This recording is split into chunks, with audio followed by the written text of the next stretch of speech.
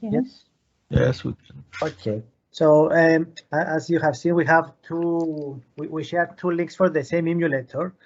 The second one with the sense cat is the more general, but it comes loaded with a code, so you can just delete everything there and start from the beginning with the examples we have. So I'll just do this just now. So I'm just copy paste the first activity here. And okay. And let me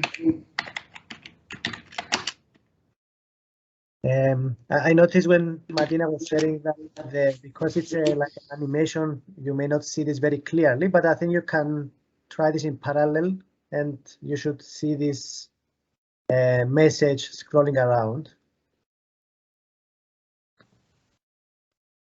So as you can imagine, this message will only run once. It's not like Arduino that it executes the same program over and over again. So it will just do what it says to do, like show this message once and then it's done. So the second activity, you have it in your booklet, is it does give you the opportunity to add colors. So the colors, they are defined as you may know with the three colors, the RGB colors that you have on your computer screen and digital imaging. And depending on the values you set, then you have that amount of color. In the examples that we have sent, and in the booklet, you have some examples of different colors, like red, green, and blue, which are the three basic. And then you have white, which is like all colors at once, and black, that is zero colors. And then you have different variations. In the link you can see in your Word document, you have like a color picker, similar to what you have in in different tools, and this will give you the three numbers you need to choose a color.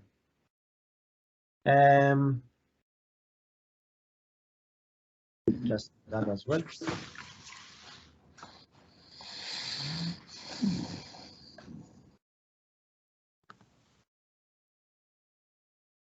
Okay, so let me add the line for the first.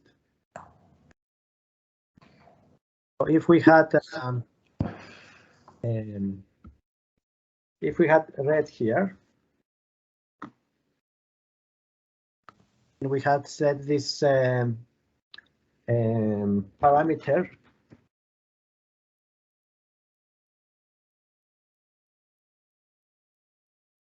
at any point, please interrupt me if there's something I'm discussing that is not clear. So if we execute this and we didn't make any typos, then you see the red AstroPi message going through, and as it was said, you can use any message you like in these quotes, the double quote. Now, while we are using these, let's say, simple commands, the students, they are gradually introduced into some of the basic programming concepts, like the use a variable. In this case here, we have introduced two variables already, which is the word sense and the word read. And this is something that is important, as it was mentioned yesterday in computational thinking.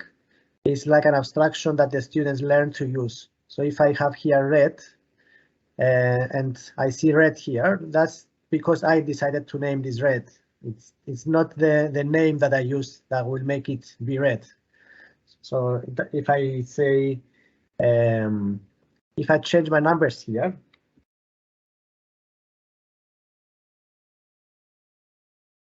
and I execute again, then it may be strange to a student to see this red becoming green, but it's because the computer only understands what we tell it to understand. So we actually told the computer that this is the amount of colors of intensity I want you to do on the second parameter here, which is the green in this sense, and that this is why we see the green color in the end.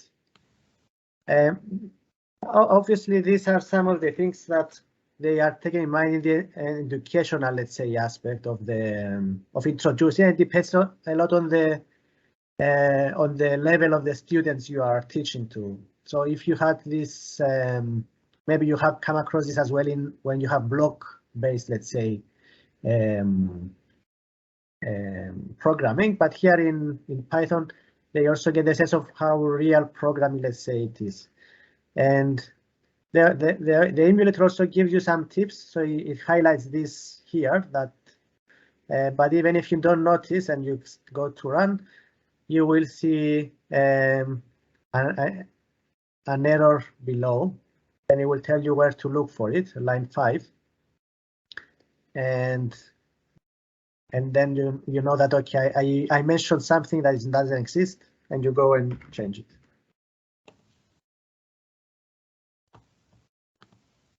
So now it looks and it reads, let's say, correctly. So no surprises here. The same way as I described, you can choose any, let's say, variation here by changing the. So I'm not, let's say, very good with colors, but let's say we wanted something, I don't know, maybe this. Don't ask me to name the color, but something that it looks not very reddish, let's say. So if we take these 3 numbers, we add them here in our parentheses. Then what was green will look similar to what we saw in the color picker. It looks much nicer in the physical device. Now it depends on your screen's resolution and the colors, but at the end, it's a matter of taste and what you have at the moment. Now moving to another activity. These are, let's say, the first, but as I said, you can introduce many things from simple examples. It depends a lot what is the students, let's say, understanding, and what is your, let's say, teaching objective.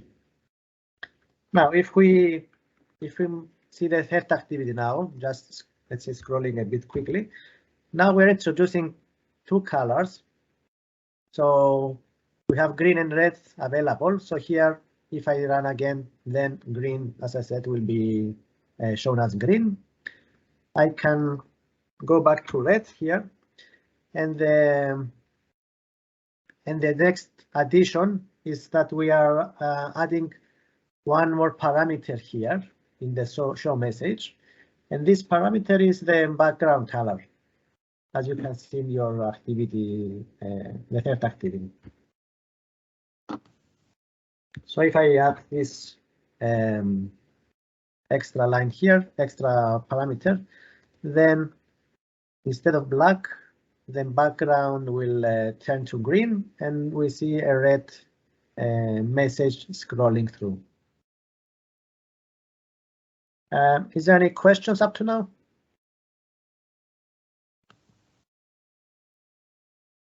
Guess not, or is it is clear for me. It's clear, I think. Yeah, I think, yeah, at this level, we are looking to very basic, let's say, commands. We haven't introduced anything complex up to now, but again, it's relative to the audience, of course. Excellent. I see also the messages here. Now, the next exercise, the next activity, this is where it becomes interesting, because now we are getting into digital imaging and digital image processing. We are actually explaining to the kids how does your mobile phone display works, how is your TV works, and so on, and how do you actually create digital graphics. Here we have a very simple display. It's just an 8 by 8 pixels display. So it's a 64, let's say, pixel display, which if you compare to the 4K or the whatever new technologies out there, that it has over, let's say, 4,000 pixels, 4,000 times 4, let's say 3,000. We are talking about, let's say the first base starting point. But it's the important thing is that we are teaching them, let's say, the principles of digital imaging, and we start with something that we can see and touch, and it's let's say understandable.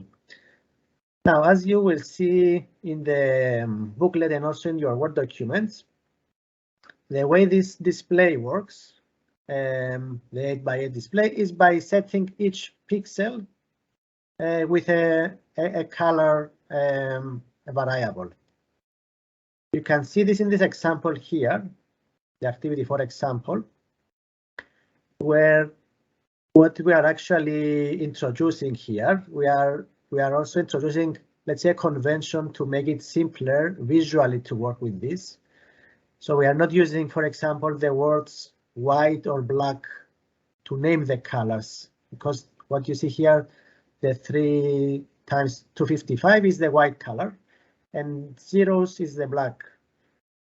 So what we do here is we are actually creating this small single, let's say, letter variables, which will allow us, when we write this single array, to visually spot things easily.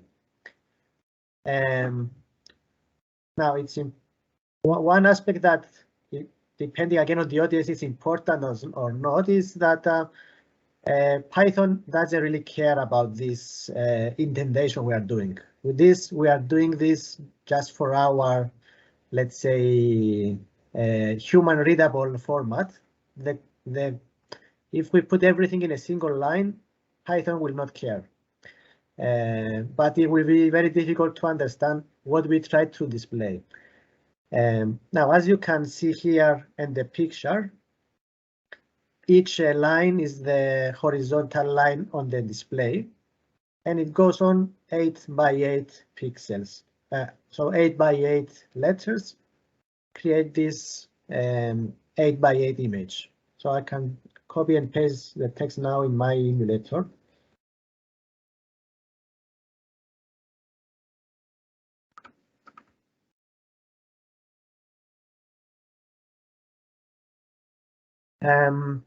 So when I execute now this small program, we see what is supposed to be an astronaut actually in our display here. Yeah, it needs some imagination, yes, but yes, if you saw this on the real, maybe it would be better with different colors, maybe.